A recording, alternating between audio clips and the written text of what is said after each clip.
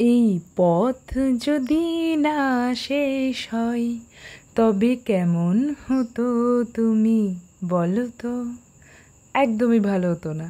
পথ যদি না শেষ হয় তাহলে গন্তব্যে পৌঁছবো কেমন করে। তবে এত সুন্দর প্রকৃতির মাঝখান দিয়ে যেতে যেতে ওই রকম মনে কিন্তু হতেই পারে। হ্যালো এভরিওয়ান, আজকে একটা আলাদা রকমের ভিডিওই তোমাদের দেখাবো। 5 সেপ্টেম্বর আমি একটা পোস্ট করেছিলাম যে আমি একটা ভোরবেলায় উঠে সারপ্রাইজ বানাচ্ছি। আজকে সেই সারপ্রাইজটা যাদের জন্য ছিল তাদেরকে নিয়ে ভিডিওটা করব। ভিডিওটা কিন্তু একটু লম্বা হবে, সবাই একটু কষ্ট করেই দেখো। হ্যাঁ, জীবনে অনেকগুলো ইচ্ছার মধ্যে একটা ইচ্ছা পূরণ বলতে পারো। সেদিন ছিল 5 সেপ্টেম্বর অর্থাৎ শিক্ষক দিবস। সারপ্রাইজটা কিন্তু সেই শিক্ষক দিবস সম্পর্কিতই ছিল। আমার মা আমার ছাত্র জীবনে এবং তার পরিসরে অনেকটা জায়গা নিয়েই আছে। সেই ছোটবেলা থেকেই যা কিছু শিখেছি মায়ের কাছেই শিখেছি। আর শিক্ষা জীবনের এই স্বপ্ন দেখা, বড় হয়ে ওঠার স্বপ্ন দেখাটা কিন্তু মায়ের চোখ দিয়েই আমি দেখেছি। একটা যৌথ পরিবারে থেকে সংসারের সমস্ত দায় দায়িত্ব পালন করার পরও মা আমাকে কখনো পড়তে বসাতে ভুলেনি। রান্না করতে করতে হোক বা সেলাই করতে করতে, মা কিন্তু পুরো সময়টাই আমাকে দিয়েছে। মা আমাদের এই শিক্ষা জীবনকে এগিয়ে দেওয়ার জন্য মায়ের এই প্রচেষ্টা আমি কোনোদিনই ভুলতে পারবো না। তো প্রত্যেকবার টিচার্স ডেতেই মায়ের জন্য কিছু করি ছোটোবেলা থেকেই, যদিও মায়ের খুব একটা বাড়াবাড়ি করা পছন্দ না। তবে এই বছরের টিচার্স ডের প্ল্যানিংটা আমি আগে থেকেই বলে রেখেছিলাম।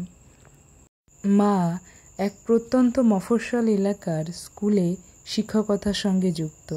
সেখানেই তিনি শিক্ষকতা করেন।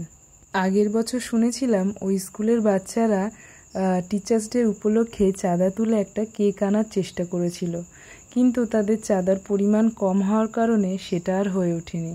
তাই এই কথা শুনেই আমি ঠিক করেছিলাম এবছরের টিচার্স ডের কেকটা আমিই ওদের গিফট করব।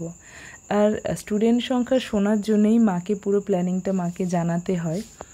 মার কিন্তু কোনো আপত্তি ছিল না। তবে অনেক বারণ করা সত্ত্বেও ওরা ওদের সাধ্যমতো ওদের দিদিমণির জন্য একটা সারপ্রাইজও তৈরি করেছিল, যেটা কিন্তু খুব মিষ্টি ছিল। এত অনাড়ম্বরপূর্ণ টিচার্স ডেটা আমার এত ভালো লেগেছে যে কি বলবো।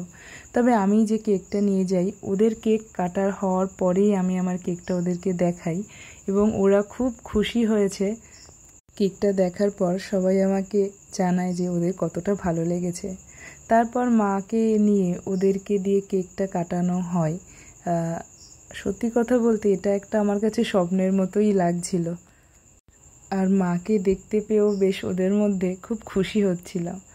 যদিও 5 সেপ্টেম্বর আমার আরও অনেকগুলো কেক ছিল, তো এতটা চাপের মধ্যে মাঝখানে তো ভেবেছিলাম হয়তো আমার যাওয়াই হয়ে উঠবে না, কাউকে দিয়ে কেকটা পাঠিয়ে দিতে হবে।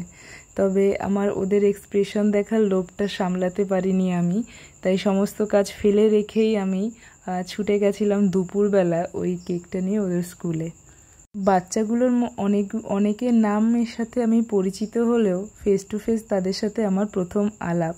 তারাও আমাকে প্রথম দেখছে আর আমিও তাদের। তবে এত অল্প সময়ের মধ্যে এত সুন্দর একটা বন্ধুত্ব হয়ে গেছিল যে কি বলবো। ওদের মধ্যে একজন কিন্তু স্পেশাল চাইল্ডও ছিল, যে আমাকে বারবার বলছিল যে তুমি পরের দিন আসবে কিনা।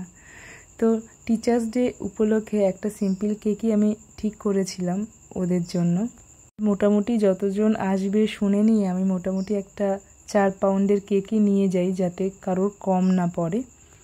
ওদের মধ্যে আমি পৌঁছানোর আগেই ওদের সাংস্কৃতিক অনুষ্ঠানটা হয়ে যায়, যেটা আমি মিস করে যাই।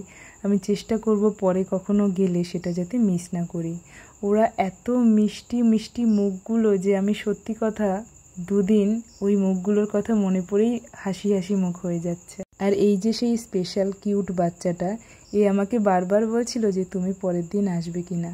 সত্যি কথা মনটা খুশি হওয়ার মতো আকাশটাও এত পরিষ্কার আর এত ভালো ছিল। একটা মজার বিষয়, আমাকে দেখতে পেয়ে ওদের যার যা পকেটে ছিল সেইগুলোই আমাকে গিফট করতে থাকে। কেউ তেঁতুলের জেলি গিফট করে, কেউ বেলুন, তো কেউ আবার ছোট্ট একটা পেন। তো সত্যি কথা অনেক না করা সত্ত্বেও সেইগুলো কিন্তু আমাকে নিতেই হয়েছিল জোর করে। এত ভালোবাসা সত্যি ঠেলা যায় না। তবে আমি খুব মজা করেছি শেষে। ওরা চলে যাওয়ার হয়েও চলে যাচ্ছিল না আমরা যতক্ষণ স্কুলে ছিলাম। তো সবার সাথে কিছু স্মৃতি রাখার জন্য ছবিগুলো তুলেছি এবং সত্যি কথা ভীষণ মজা করেছি ওদের সাথে এবং কথা দিয়েছি আমি এর পরেও যাব। সত্যি কথা সারপ্রাইজ যাদের জন্য নিয়ে গেছিলাম সেই সারপ্রাইজের অনেকটা ভাগ আমি নিজেও অনেকটা পেয়েছি। আমরা ফেরার সময়ও কিছু বাচ্চা ছিল, তারা আমাদের অটো স্ট্যান্ড পর্যন্ত পৌঁছে দেবে, এটাই ওদের আশা। তো এইসব বিষয়গুলো আমাকে ভীষণ মন ছুঁয়ে যাওয়ার মতন লাগে। এই 2 ঘন্টার মতো সময়টা আমাকে অনেক দিন বাঁচার একটা অক্সিজেন দেবে। ফেরার সময় মায়ের সাথে অটোতে ফিরলাম।